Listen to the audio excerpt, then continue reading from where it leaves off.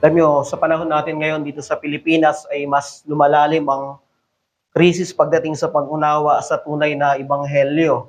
Sa dami ng lumalaganap na kulto ng Kristyanismo ngayon, mga prosperity gospel at moralismo ay ang mga pulpito ay unti-unting nabubulag nito ang maraming mga Kristiyano sa ating bansa. Maging yung mga ilang lokal na iglesia ay naapektuhan ng mga makasanlibutang pamamaraan sa ministeryo, entertainment sa halip na ebanghelyo, pakikisama sa halip na pananagutan at damdamin sa halip na doktrina. At habang ang mundo ay lalo pang nagdidilim, ang tanong sa atin bilang iglesia ay mananatili ba tayong tapat sa liwanag ng ebanghelyo ni Kristo o matatangay rin tayo sa kadilimang dulot ng kompromiso. At yan yung makikita nating paliwanag sa talata natin ngayong umaga. Hindi lingid sa atin na mahirap talaga ang manindigan sa ebanghelyo sa isang mundong unti-unting tumatalikod sa katotohanan. Ngunit ang ating panawagan ay hindi magdala ng bago kundi ipahayag ang hindi nagbabagong liwanag ng ebanghelyo ng Panginoong Hesukristo. Sa lumalalang spiritual na kadiliman sa ating bansa, ang tanong ay nananatili bang lantad ang ebanghelyo sa ating iglesia?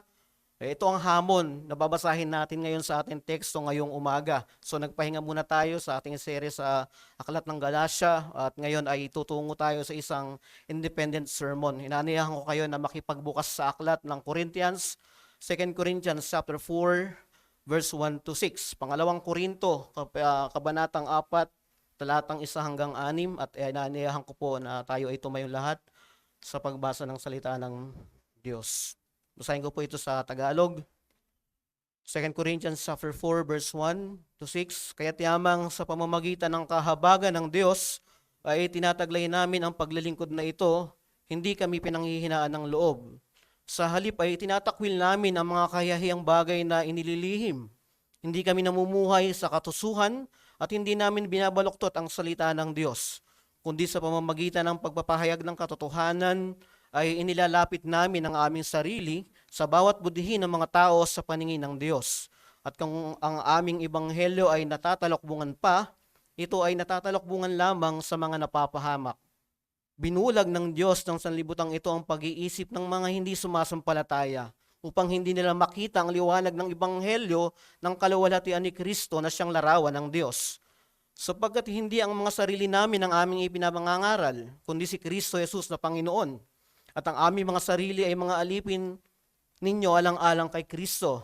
Verse 6, sapagkat ang Diyos na nagsabi, magliwanag ang ilaw sa kadiliman, ay siyang nagliwanag sa aming mga puso upang iasik ang liwanag ng pagkakilala sa kaluwalhatian ng Diyos na nasa muka ni Hesukristo. Ito ang hindi nagbabagong ebanghelyo. Makakaupo na po tayong lahat. Salamat sa salita ng Diyos. Ang binasa nating mga talata ay isang bahagi ng mas malawak na argumento ni Apostol Pablo upang ipakita ang katapatan at dangal ng kanyang ministeryo.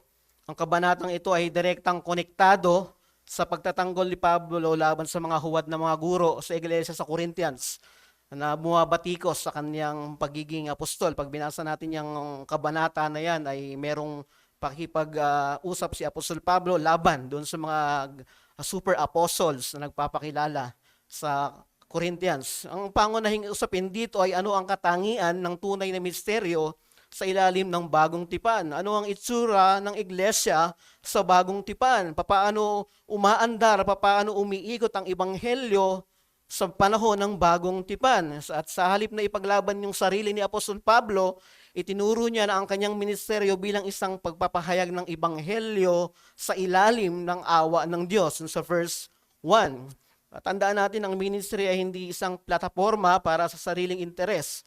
It's not a platform for manipulation or showmanship. Explicit na sinabi ni Paul dito doon sa verse 2, we have renounced disgraceful underhanded ways. Tapat ang kanyang layunin, hindi upang dayain ang mga tao, kundi upang ihayag ang katotohanan ng Diyos. At makikita rin natin dito ang spiritual na realidad sa verse 4. The God of this world has blinded the minds of the unbelievers. Malinaw na sinideklara yan sa talata natin. Alam niyo sa original na Griego, ang God of this world ay isang pamagat para kay Satanas. Hindi ito isang lumang kwento lang o kwentong pambata. Ito ay totoo. At sinasabi mismo ng kasulatan, siya ang nagpapatakbo ng spiritual na kadiliman. Ngunit sa kabila nito, ang liwanag ng Ebanghelyo, ang liwanag ng kaluwalhatian ni Kristo ay nananatiling makapangyarihan. Yan yung nabasa natin dun sa verse 6. And this passage speak directly to every church member. Hindi ito para lamang sa mga pastor, hindi ito para lamang sa mga leader ng iglesia, kundi para sa lahat ng may pananagutan sa pagdadala ng liwanag ng Ebanghelyo. Kaya kung ikaw ay inaangkin mong Kristiyano ka, sumusunod ka kay Jesus, ay may tungkulin ka bilang tagapagdala ng liwanag ng Ebanghelyo ng Panginoong Jesucristo. Ang iglesia ay tinawag upang maging ilawan sa gitna ng kadiliman. At pag sinabing ilaw sa Biblia, ito ay tumutukoy sa kanyang tungkulin, misyon ng iglesia. At ang misyon ng iglesia ay ipakilala si Jesus, ipangaral si Jesus nang walang anumang itinatagong kadiliman o kasinungalingan sa kanyang pagpapahayag ng katotohanan. And this responsibility rests upon every regenerate heart who has seen the glory of God in the face of Christ. Kung naliwanagan ka ni Kristo, nakilala mo si Jesus, ay isa itong responsibilidad na iniatang hindi lamang sa mga lingkod ng Diyos, hindi lamang sa mga pastor, kundi sa bawat isang nakipag-isa sa Panginoong Jesucristo. Ang tanong ngayon ay paano mo masasabing ikaw ay tapat sa pagpapahayag ng Ebanghelyo kung may mga lihim kang kasalanan at tahimik sa harap ng kasinungalingan sa loob at sa labas ng iglesia. At ang Ebanghelyo ay hinahamon tayo na ipakita ang kaluwalhatian niya. Hindi lamang sa loob ng iglesia, tuwing tayo ay kitipon, maging sa mga taong nakapaligid sa atin pag tayo ay nasa labas na ng iglesia. At yan ang gusto nating pagsalusaluang mensahe ngayong umaga, na ang Ebanghelyo ng Diyos ay nananatiling makapangyarihan sa kabila ng pagtutol na pinagkatiwala sa mga lingkod na may bukas na puso at tapang sa nakatapatan. God's glorious gospel remains powerful despite opposition and trusted to ministers with unveiled hearts and bold clarity. Tandaan natin na ang Ebanghelyo ay hindi nakasalalay sa galing ng tagapagsalita, kundi sa kaluwalhatian ni Kristo na ipinapahayag ng Diyos sa kaniyang awa. Alam niyo, sa kabila ng kadiliman, ang liwanag ay nananatiling maningning. Hindi mo pwedeng itago sa literal man nating dahiling usapan, hindi mo pwedeng itago yung liwanag. Lilitaw at lilitaw ang liwanag. At ang Ebanghelyo ay hindi lamang para sa kaligtasan, kundi para rin sa pagsunod. Hindi natatapos ang Ebanghelyo sa panahon ng panawagan ng pagliligtas. Ang Ebanghelyo ay tuloy-tuloy hanggang sa pagsunod mo pagkatapos mong maranasan ang kaligtasan. Hindi nagtatapos ang gospel doon sa araw o panahon lang na kung saan ka naging mananampalataya, kundi hanggang sa pagpapabanal niyan sa iyo habang ikaw ay nabubuhay, hanggat hindi bumabalik si Kristo, walang ibang liwanag tayong pinangahawakan kundi ang Ebanghelyo. Ang Ebanghelyo ay hindi lang paanyaya. Ito ay kapangyarihan ng Diyos sa araw-araw na buhay ng iglesia. At ang boldness ay hindi kayabangan. Ang clarity ay hindi pagiging rude. Ang pagiging lantad sa katotohanan ay hindi kabastusan, kundi katapatan sa Diyos. Tandaan natin na hindi dapat itago sa tamang timing ang Ebanghelyo. Kung ngayon ang oras ng pangangaral, ngayon dapat ito sabihin. Hindi pwedeng sa susunod na araw na. Kung kinakailangan itong ipahayag ngayon, kailangan siyang sabihin. Kailangan siyang ipangaral. Kaya dito makikita natin ang dalawang pangunahing hamon sa ating teksto. Ang hamong dapat sundin ng bawat miyembro ng iglesia, lalo na sa mga nagpapakilalang lingkod ng Ebanghelyo, mga nagpapakilalang Kristiyano. Madaling angkinin ang pagiging Kristiyano, madaling angkinin na ako ay kabilang sa isang lokal na iglesia, pero meron dalawang imperative si Apostol Pablo na pwede nating sundan bilang mga mananampalataya. Una is to reject the shameful hidden ministry, at pangalawa is to proclaim Christ with unveiled boldness. Reject the shameful hidden ministry and proclaim Christ with unveiled boldness. Yan yung dalawang imperative na pwede nating sundan sa mga tekstong binasa natin. Tingnan natin yung una. Reject the shameful hidden ministry. Dun sa verses 1 and 2. Sinabi ni Apostol Pablo doon, therefore having this ministry, by the mercy of God, we do not lose heart, but we have renounced disgraceful underhanded ways. Dito pa lang, makikita natin na ang puso ng isang tunay na lingkod ng Diyos. Ang ministeryo, sinasabi niya, ay hindi bunga ng karunungan ng tao, kundi biyaya ng Diyos by the mercy of God. Ang ibig sabihin nito, ang ministeryo ay hindi bunga ng karunungan ng tao, kundi biyaya. At walang sino mang ang karapat-dapat sa gawaing ito. Maging tayo ng mga tumanggap na ebanghelyo ay wala tayong maipagmamalaki sa harapan ng Diyos. Bakit tayo tumanggap nito? Hindi mo pwedeng sabihin sa Diyos na karapat-dapat ako sa kaligtasan yan. Hindi mo pwedeng ipagmalaki na mas higit ako sa kanila kaya ako tumanggap ng biyayang kaligtasan. Tandaan natin na pare-pareho tayo mga makasalanan sa harapan ng Diyos na biniyayaan niya ng kaligtasan at walang anumang espesyal sa iyo para piliin ka ng Diyos.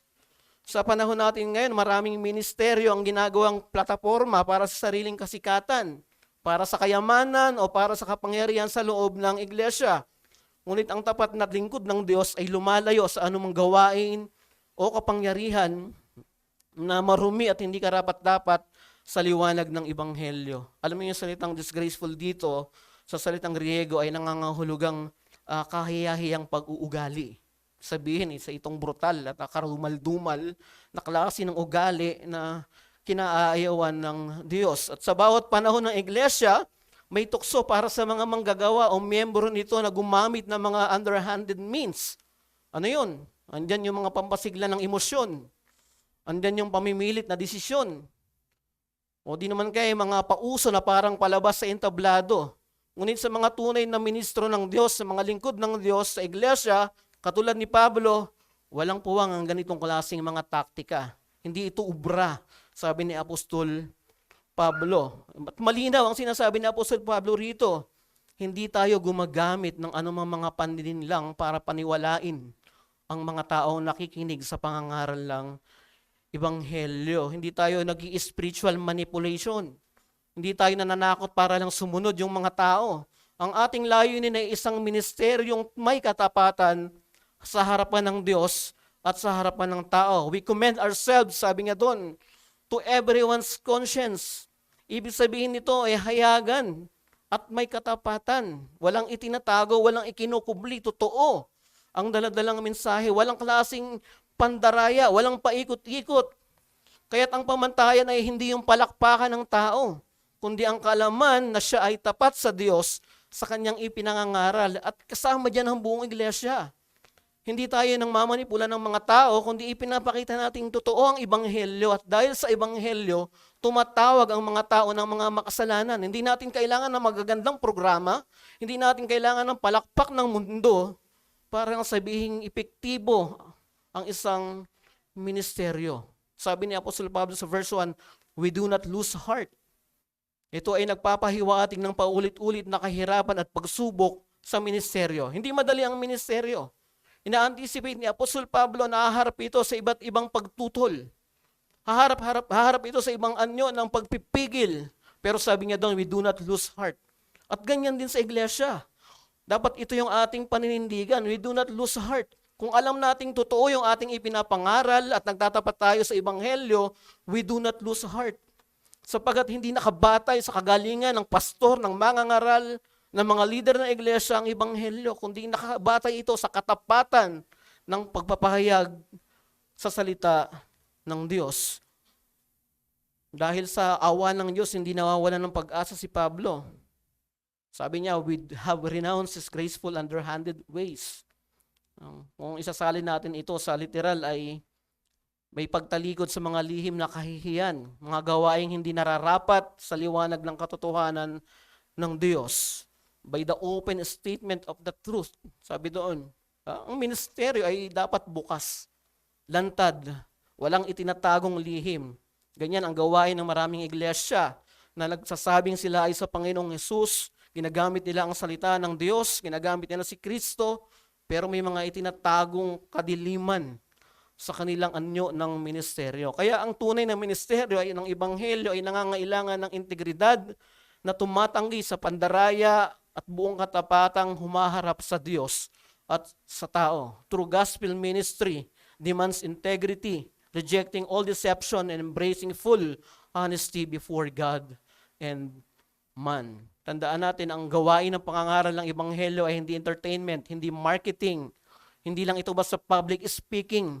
Ito ay banal na pagtawag. Ito ay banal na panawagan sa pamamagitan ng tapat na pagpapahayag ng kasulatan. Tandaan natin na ang integridad ay hindi opinyon, kundi ito ay isang obligasyon. Maraming mga lingkod ng Diyos ang ngayon ang bumabagsak, hindi dahil kulang sila sa husay o dahil kulang sa galing, kundi kulang sa katapatan. Kapag ang salita ng Diyos ay binabago upang mas maging relatable, kapag ang mga mahihirap na katotohanan ay iniiwasan upang hindi ma-offend ang tao, kapag ang Ebanghelyo ay ginagawa lamang bilang motivational talk, ay tayo gumagawa ng lihim na at kahiyahiyang klase ng ministeryo. At ayaw natin ganyan ang mangyari sa atin bilang isang iglesia. Gusto nating maging totoo, walang itinatagong lihim sa pagpapahayag ng Ebanghelyo. At gusto ko kayong hamunin ng iglesia, hindi entablado ng pagpapakitang gilas. It's not a theater for religious performance. Huwag nating isipin na mga hamong ito ay para lamang sa mga nangangaral. Ang bawat isa ay sa atin ay tinawag upang maging tagapaghatid ng Ebanghelyo. May tungkulin tayong dapat gawin bilang mga nag-aangking membro at nag-aangking Kristiyano.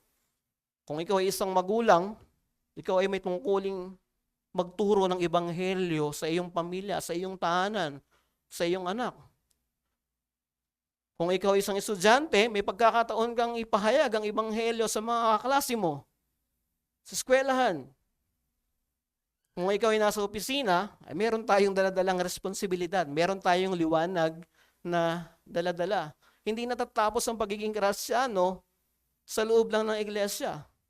Kung saan tayo dadalhin ng ating mga panyapak, tayo ay may daladalang liwanag ng Ebanghelyo. At isipin mo itong mabuti na kung ang pinapahayag mong Ebanghelyo ay taliwas sa klase ng pamumuhay mo, magkaroon ka ng pagsusuri. Magkaroon ka ng paglapit sa Ebanghelyo ng Panginoong Jesucristo, timbangin mo. Kaya ang tanong ay, may tinatago ka bang kasalanan na humahalang sa iyo sa pagiging langtad sa Ebanghelyo? Ano yung mga kasalanan na itinatago mo upang humadlang ito sa iyo bilang tagapagdala ng liwanag ng Ebanghelyo? Ano yung mga kasalanang mabigat na humahadlang sa iyo upang hindi mo madala, upang hindi magningning ang liwanag ng Ebanghelyo? Huwag mong sanayin yung sarili mo sa ganong klaseng estado na tinatalo ng kasalanan ang liwanag ng Ebanghelyo. Magdesisyon ka. Gawan mo ito ng panahon, pag-isipan mo itong mabuti. Kung ikaw ay nag-aangking mananampalataya, kilalanin mo yung kasalanan na nagiging dahilan bakit humahadlang ito bilang liwanag ng Ebanghelyo. Ang hindi mo pagsasabi ng katotohanan sa kapwa ay maaaring resulta ng takot o ng kompromiso. Maaaring natatakot kang sabihin ang salita ng Diyos o hindi naman kaya ay umaayon ka. Nagkukompromiso ka. Tandaan natin, ang Ebanghelyo ay hindi maipapahayag ng pusong may talokbong ng kasalanan. Bumalik ka sa paanan ni Kristo at suriin mong mabuti. Huwag nating hayaang ating pagiging tahimik ay maging pagkakanulo sa katotohanan. Sa halip ay mamuhay tayo ayon sa katapatan, may pagsusuri ng puso, may pagtotoo ng isip sa kung ano ang kalugod-lugod sa harapan ng Diyos. Ipanalangin natin na magtagumpay tayo, patayin natin yung ating mga kasalanan upang tayo gamitin ng Diyos maging daluyan ng liwanag niya. Yan ay hamon sa atin bilang isang iglesia, bilang mga Kristiyano.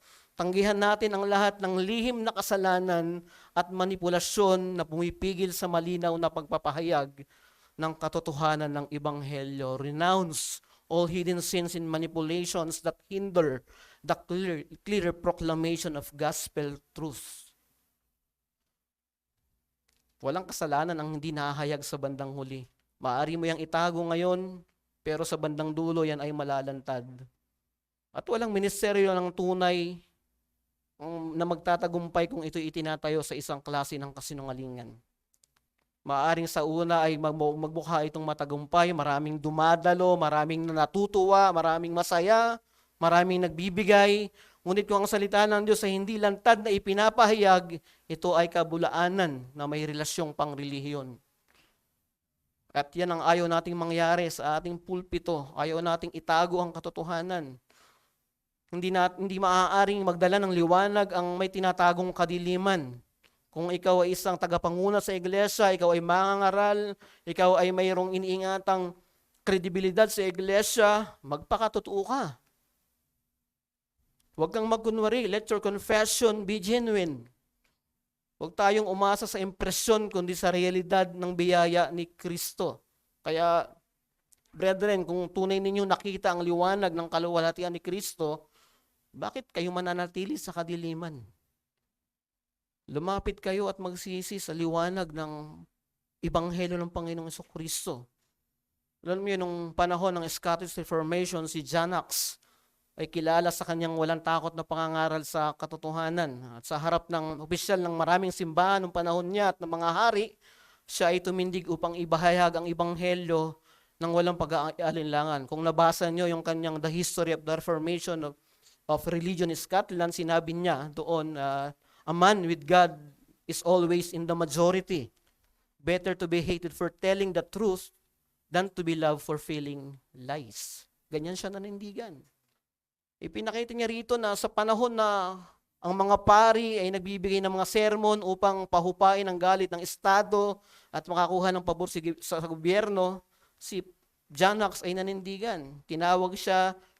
Tinawagan niya yung mga korap na leader sa iglesia, ipinangaral niya ang kaligtasan sa pamamagitan ng pananampalataya kay Kristo lamang. At sa kabanatang yan ay humarap siya sa mga pagtutol at pag-uusig. Sabi nga ni Queen Mary of Scots, I fear the prayers of John Knox more than all the assembled armies of Europe. Mas natakot siya doon sa panalangin ni John Knox. Nakita niya ang kapangyarihan ng Ebanghelyo. Ito ay bunga ng isang lantad at matuwid na ministeryo. Ito ang ministeryong pinatotohanan ng Diyos. At kung ikaw ay kabilang sa iglesyang may ganitong klaseng ministeryo, huwag kang maging dahilan ng pagpapahina ng Ebanghelyo ng iglesia.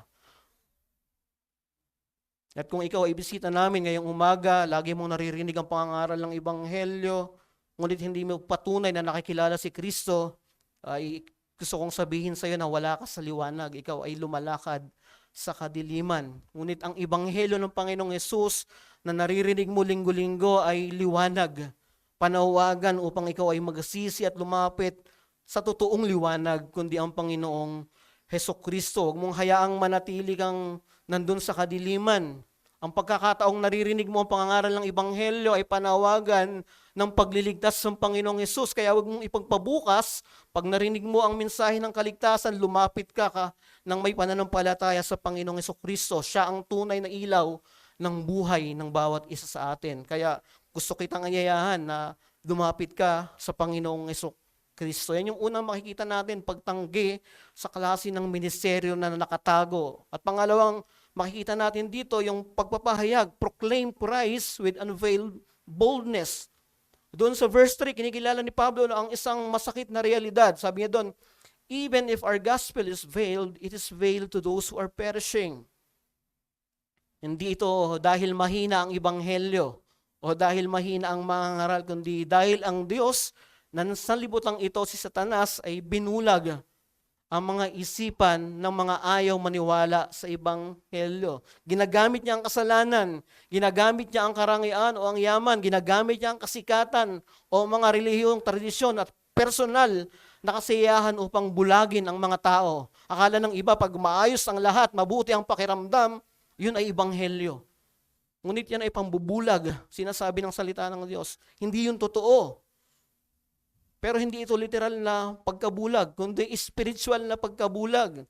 Isang uri ng pagkabulag na hindi kayang alisin ng natural na talino o relihiyong gawain.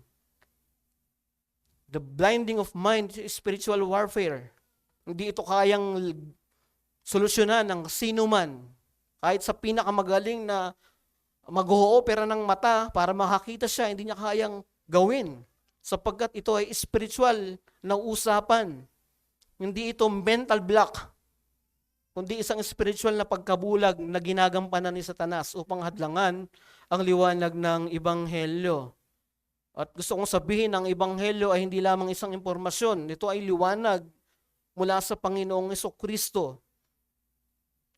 Alam nyo, sabi dun sa verse 4, the glory of Christ who is the image of God. Ito ang sentro ng Ebanghelyo, si Kristo. Hindi bilang simpleng tagapagturo lang o guro, kundi isang larawan mismo ng Diyos. At ang mga talatang binasa natin di ay may malalim na doktrina ng Christology, na si Kristo ang Diyos na nagkatawang tao. At siya lamang ang tunay na liwanag sa kadiliman ng tao. Hindi ito abstract theology. It is not just a doctrine. It is a person. Ito ay ang Panginoong Kristo. Kaya nga si Apostol Pablo ay hindi siya nagtangkang baguhin ang mensahe upang ito'y tanggapin ng marami o tanggapin ng mundo. Hindi niya ito binalutan ng mga worldly wisdom o ng entertainment o ng humanistic relevance. Ginamit niya yung Ebanghelyo, ipinahayag niya ito ng puro at totoo. Sabi niya sa verse 5, what we proclaim is not ourselves. Hindi yung aming mga sarili. Ang ministeryo ay hindi tungkol sa pagkatao ng tagapagsalita, kundi sa kapangyarihan ng nilalamang ipinoproklama ng isang mangangaral. Hindi mahalaga ang husay ng presentasyon, kundi ang katapatan sa proklamasyon. Yan ang makikita natin dito sa sinasabi ni Apostol Pablo. Kapag ang mensahe hindi na si Kristo bilang Panginoon, ibang ebanghelyo na ang maririnig natin sa pulpito. At dito makikita natin na walang puwang sa sarili o anumang personalidad sa ministeryo. We are not called to promote our name. We are not called to promote our church brand. We are simply servants for Christ's sake. Sa verse 6, pinapaalala niya na ang gawa ng Diyos sa bagong mga nilalang. Sabi doon, for God has shown in our hearts. Alam niyo ba anong inuulit nito? Inuulit ito yung Genesis chapter 1, verse 3. Let there be light. Ganyan ang pasimula ng bagong kapanganakan. It is a supernatural act. Ito ay trabaho ng Diyos. Hindi ito human persuasion. God alone opened the eyes of the blind. Kaya sinasabi ko kanina, kahit yung pinakamahusay na tagapag-opera ng mata, hindi niya kayang buksan ang isang bulag sa katotohanan. Only God can open the eyes of the blind. Ang Diyos lamang ang makakagawa niyan. Hindi mo yung trabaho, hindi yung trabaho ng maimpluwensya ang mga tao sa loob ng iglesia, hindi yan trabaho ng mahusay na mangangaral ng mga pastor, yan ay trabaho ng Diyos. Ang trabaho ng iglesia ay ipahayag, iproklama ang ebanghelyo nang walang itinatago, nang walang pandaraya, kundi ng purong katotohanan lamang. Si Matthew Henry ay may comment sa ating passage, sabi doon, it is not our eloquence that removes the veil, but the sovereign grace of God in shining Christ into the hearts of men. Kahit na anong husay ng mangangaral, kahit na anong galing niya mag-exegete, hindi yan makapag-ububukas ng isang mata ng makasalanan. Tanging ang biyaya lamang ni Kristo ang makapagbabago, ang makapagbubukas sa isang madilim at mapangit na estado ng isang makasalanan. At yan ang ipinapangaral natin sa pulpito. Walang ibang mensahe, kundi ang mensahe ng Ebanghelyo ng Panginoong Kristo. Kaya only God can overcome spiritual blindness through the radiant revelation of Christ in the gospel. So ang spiritual na pagkabulag ay mas malala pa kaysa sa physical. Maaaring makakakita tayo ng mga bulag na talagang literal na hindi nakakakita. Ang bulag sa katawan ay hindi makakita ng mga nilikha sa kanyang paligid, ngunit ang bulag sa spiritual ay hindi makakakita sa mismong lumikha. Hindi niya makikita ang Diyos sa lumikha. At ayon kay Pablo, ang Ebanghelyo ay may kapangyarihang magbigay liwanag. May mga miyembro tayo sa pamilya na hindi pa mananampalataya. May mga kaibigan tayong bulag sa katotohanan. Tayo na tagapagdala ng Ebanghelyo ay meron tayong daladalang liwanag para sa kanila. Ito ang dahilan kung bakit hindi dapat ipaghimagsik ng iglesia ang kawalan ng tugon. Hindi natin trabaho ang gumawa ng epekto. Ang ating tungkulin ay ipangaral ng buong tapang at may katapatan ng Ebanghelyo, sapagkat sa likod ng salitang ipinoproklama, ang Diyos ang nagsasalita sa puso. ang Diyos ang nagsasalita sa puso. Kaya kapag tayo nangangaral ng ebanghelyo sa pulpito, sa bahay, sa eskwelahan, sa online, dapat natin gawin ito ng may buong tapang at linaw. Walang dapat ikahiya.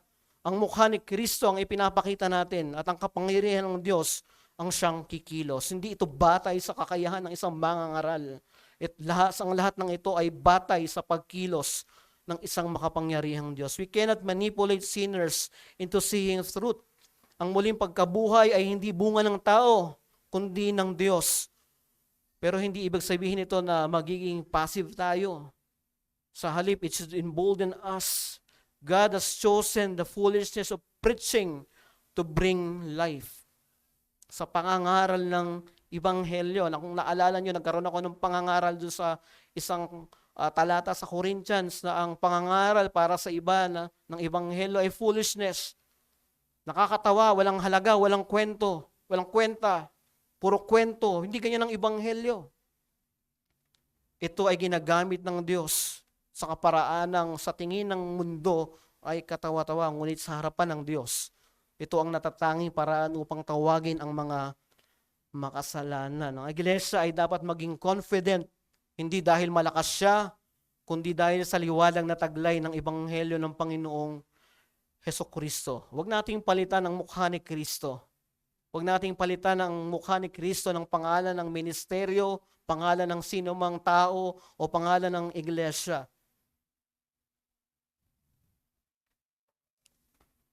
Tanda natin dito sa ating bansa, mas marami ang tao ang nagiging mas bukas sa mga kasinungalingan, materialism, sexual immorality, relativism, false religion, political idolatry. Ang tanong dyan ay nasaan ang iglesia sa ganitong mga usapan? Nasaan ang ebanghelyo pag ito na ang pinag-uusapan? Ang iglesia ba ay tahimik?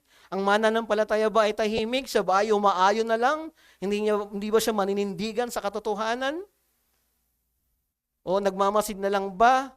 At parang walang gana na tumugon sa panahon na kinakailangan? Tayo ba ay nagsasalita sa liwanag ni Kristo o mananatiling tayong tahimik sapagkat gusto nating safe tayo? Ang iglesia na pinapatahimik ang katotohanan ay hindi tumutupad sa kanyang tungkulin. Ang iglesia ay dapat boses ng Diyos sa mundong ito, sa mundong maraming bulag sa katotohanan.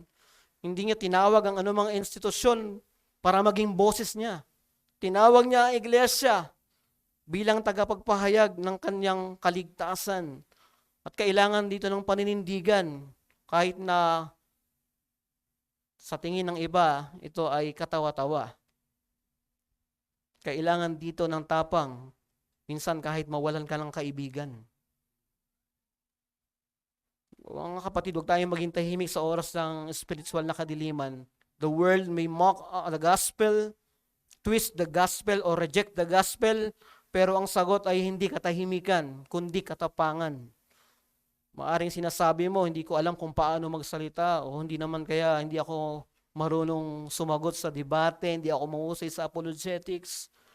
But proclaiming Christ does not mean being perfect in speech. It means speaking with clarity and conviction that truth you believe. Hindi mo kailangang maganda yan, maging mahusay, pero hindi sa lahat ng pagkakataon ganito ang laging senaryo. May pagkakataon na kailangan mong ipahayag lang ng malinaw ang tinanggap mong katotohanan ng kaligtasan. Ang panawagan sa ating lahat is let the light shine sa atin. Hayaan nating magliwanag ang ebanghelyo sa ating salita, gawa at panalangin, because there are those still in darkness who need to see the light of the knowledge of the glory of God in the face of Christ. And that is the challenge for us as a church. Preach Christ boldly, trusting God alone to shine gospel light into the darkened hearts. Ipangaral si Kristo ng may buong tapang, may pagtitiwala sa Diyos lamang na nagdadala ng liwanag sa mga pusong balot ng kadiliman. Kaya ang pagsunod kay Kristo ay hindi madali. Totoo yan. Lalo na kapag ikaw ay nagdadala ng katotohanan hindi ka tanggap-tanggap sa mundo. Ngunit ang ating pagtitiwala ay hindi nasa sarili natin kundi nasa Diyos. Walang silbi ang ilawan kung ito ay tatakpan natin. At wala ring saysay ang isang Kristiyanong tahimik sa harap ng kasalanan. Huwag tayong magpalinlang, brethren, ang hindi pagpapahayag kay Kristo ay hindi kabutihang asal. Ito ay pagtanggi sa kanyang kapangyarihan. Hindi mabuting asal yung tatahimik ka sa panahon na ang kasalanan ay nasa harapan mo.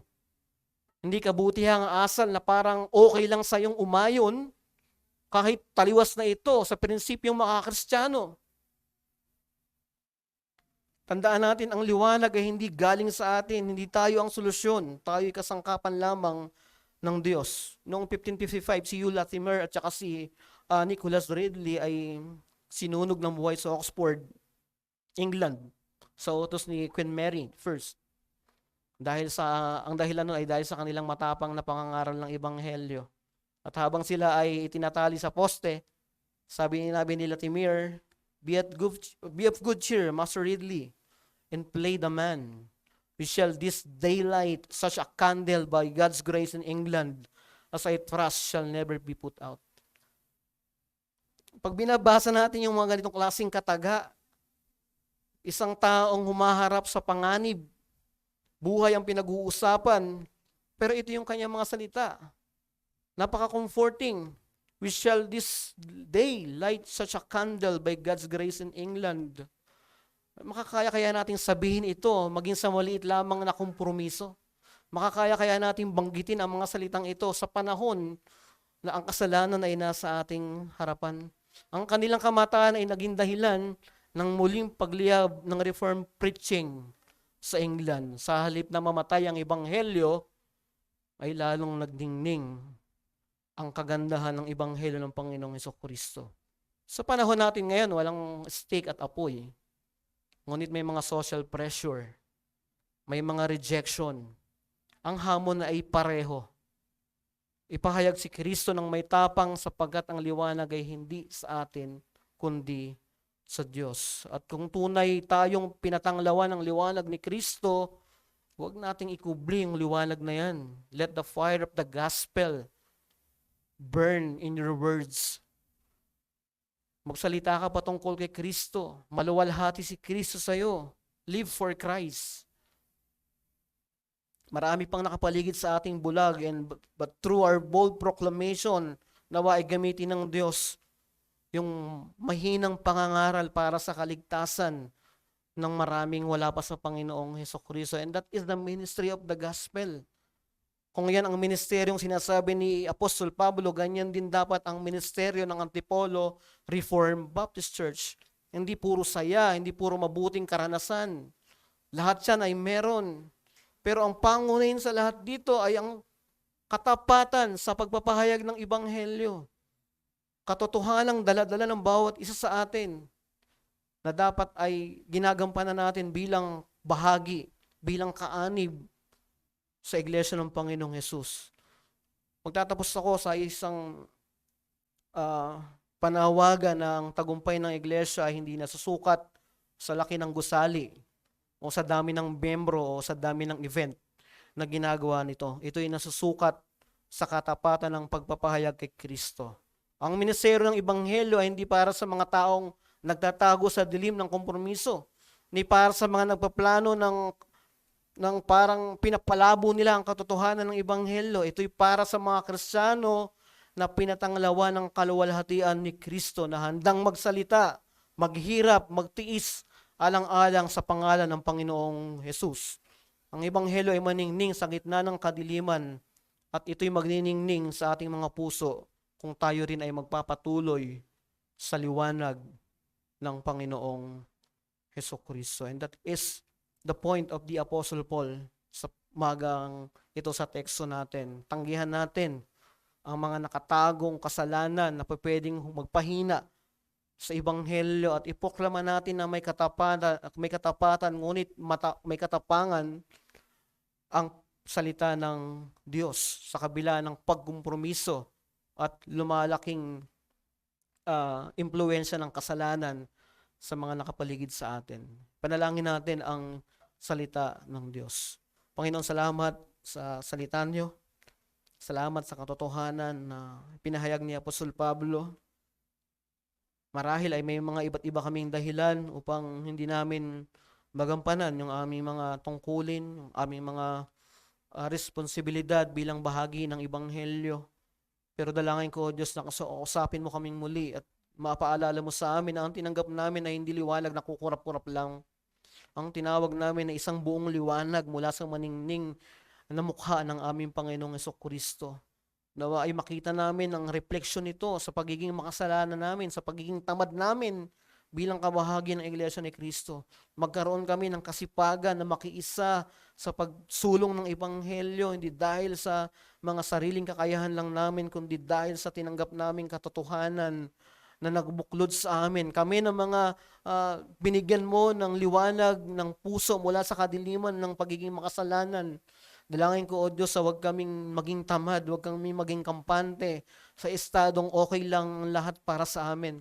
Tulungan mo kami, O Diyos, na makita namin ang kabuuang paglilingkod ng aming buhay Kristiyano. Huwag kaming masanay na parang kami lang ay okay na. Huwag kaming masanay na ako ay okay na, sapat ng miyembro ako ng isang iglesia, na ako ay Kristiyano na sa pangalan. Nangalangin ko, O Diyos, na pagyamanin namin yung aming mga ambag para sa mas ikaliliwanag pa ng Ebanghelyo sa iglesyang ito. Langin ko, Diyos, sa pagkalooban mo kami ng pusong handang magpasakop sa pagkapanginoon ni Jesus. Salamat po, O Diyos. Dalangin namin lahat ito sa pangalan ni Jesus. Amen.